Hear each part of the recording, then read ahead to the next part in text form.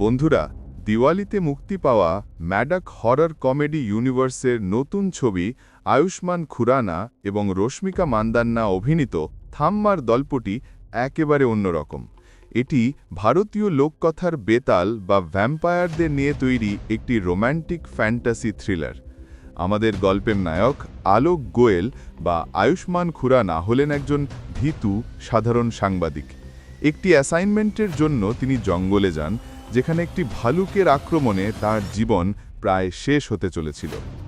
ঠিক তখনই তার জীবনে আসে রহস্যময়ী তাদাকা বা রশ্মিকা মান্দান্না। দেখতে মানুষের মতো হলেও তাদাকা আসলে শত শত বছরের পুরনো বেতাল বা ভ্যাম্পায়ারদের গোষ্ঠীর একজন।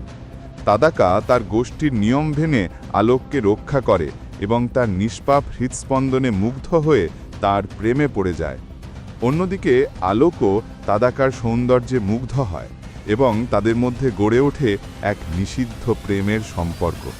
কিন্তু এই সুখের পথে কাঁটা হয়ে দাঁড়ায় তাদাকার গোষ্ঠীর কারারুদ্ধ নেতা ভয়ঙ্কর যক্ষাসন বা নওয়াজউদ্দিন সিদ্দিকী।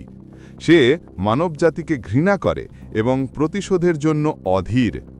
যক্ষাসন আলোককে বলি দেওয়ার জন্য মরিয়া হয়ে ওঠে। আলোককে বাঁচাতে তাদাকা বারবার তার গোষ্ঠীর নিয়ম ভাঙে। একসময় আলোক মারাত্মকভাবে আহত হলে তাকে বাঁচানোর জন্য তাদাকা তাকে এক বেতালে রূপান্তরিত করে।